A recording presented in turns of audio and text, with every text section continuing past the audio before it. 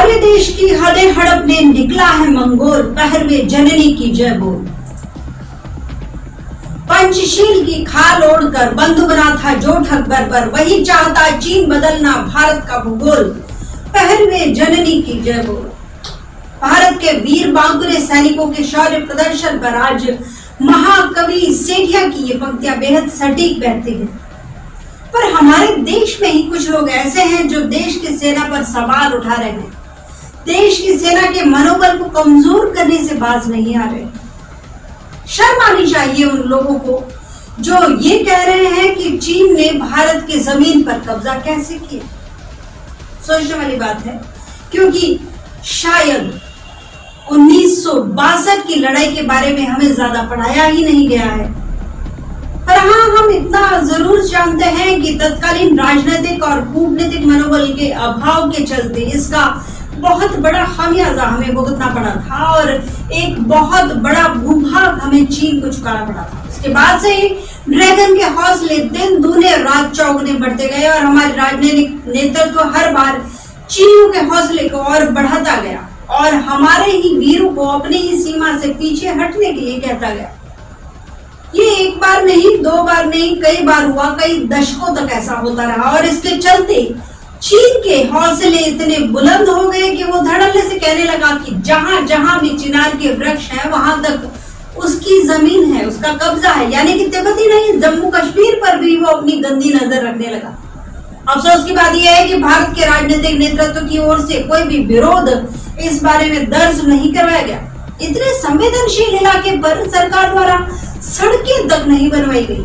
मगर सलाम है हमारे देश की सेना को कि इतने दुर्गम पहाड़ों पर भी वो बिना सुविधाओं के डटी रही। मगर अब परिस्थितियां कुछ और हैं। भारत अपनी सीमाओं के प्रति सतर्क हो चुका है, गंभीर हो चुका है और यही वजह है कि चीन अब बुरी तरह बिलबिलाने लगा है। गलवान वैली में चीन ने भारतीय सेना पर धोखे से हमला किया और भारतीय सेना ने उसके बाद उसका जो जवाब दिया, उसके बाद चीन की रूह कांप चुकी है। चीन और भारत की इस झड़प के बाद चीन को यह अंदाजा तो लग गया है कि अगर उसने युद्ध में कदम रखा तो निसंदेह उसे बहुत बड़ा नुकसान हो सकता है। भारतीय सेनाओं ने उसे पूरी तरह अब फिलहाल घेर लिया है। अब वो स्थिति में नहीं है कि वो भारत की सीमाओं पर कब्जा कर सके। जिस तरह मात्र 100 सैनिकों ने चीन के 350 सैनिकों को धूल चटा दी, उनकी गर्दनें तोड़ तोड़ के पटक डाली, उससे चीन बौखला गया है, बुरी तरह घबरा गया है। इससे एक बात साफ है कि हमारी सेना आज पूरी तरह सक्षम है किसी भी देश की सेना को हराने के लिए। ये चीन वही है ना जिसकी अर्थव्यवस्था हमारी आजादी के वक्त बेहद गई गुजरी थी। कई चीनी आते थे भारत में आर्थिक समझौतों के लिए, आर्थिक हितों के लिए, अपने व्यापार के लिए। उसके बाद धीरे धीरे चीन ने अपना वर्चस्व बढ़ा लिया। हम सीमाओं पे उसे दखल अंदाजी करने देते गए और साथ ही साथ हमारे बाजार में भी उसका कब्जा जमता गया। धीरे धीरे एक दौर ये आया कि आज की तारीख में हम अपने आप को पूरी तरह चीन पर आत्मनिर्भर मानने लगे। ये वही स्थिति है कि आपने पेड़ को जकड़ रखा है और आपको लगता है कि पेड़ ने आपको जकड़ रखा है, जबकि जिस दिन आपको पेड़ को आप छोड़ देंगे उस दिन आपको लगेगा कि नहीं, पेड़ ने आपको जकड़ नहीं रखा था, आपने पेड़ को जकड़ रखा था। यही स्थिति चीन और भारत की है। भारत के कई लोगों को ऐसा आज भी लगता है कि चीन के बिना हम अनाथ हो जाएंगे और चीन पे पूरी तरह हम निर्भर हैं। हमारी इसी सोच के चलते आज चीन की इतनी हिम्मत बढ़ गई है कि वो हमारे यही अपने उत्पाद बेचता है और हमारे पैसे लेकर हमारी ही फौज के खिलाफ इस्तेमाल कर रहा है और अब हमें ही आके दिखा रहा है। मगर अब वक्त आ गया है कि उसे ये बता देना चाहिए कि किसी भी देश की क्षेत्रफल या आबादी ज्यादा होने की वजह से वो भारत को आंखें नहीं दिखा सकता है। भारत की सेना विश्व की सबसे सर्वश्रेष्ठ सेना है। पूर्वोत्तर में सबसे ऊंचा पुल, सबसे लंबा पुल, एरोड्रोम, सड़क, डबल गेज रेल और यहाँ तक कि कोविड के बीच में भी रिकॉर्ड में 1 महीने में बर्फ पिघलने से पहले, पेट्रोलिंग बढ़ने से पहले ही लद्दाख साइड में 60 टन क्षमता का पुल बन चुका है।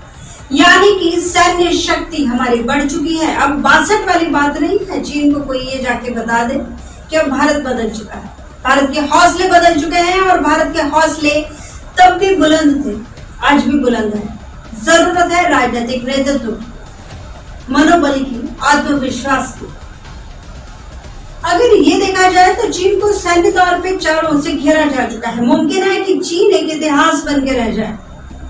खबर ये भी है कि Vietnam, Taiwan, Philippines, south Korea, Mongolia और इंडोनेशिया भी अपनी सीमाओं पे सेना को तैनात कर रहे हैं। इसके साथ साथ भारत भी चीन की सीमा पर अपनी सेना की तैनाती कर चुका है, यानी कि चीन को घेर लिया जा चुका है। और मुमकिन है कि चीन बुरी मौत मारा जाए, क्योंकि पूरे विश्व बिरादरी में उसके साथ खड़े होने वाला आज कोई भी नहीं है। रूस भी तटस्थ है।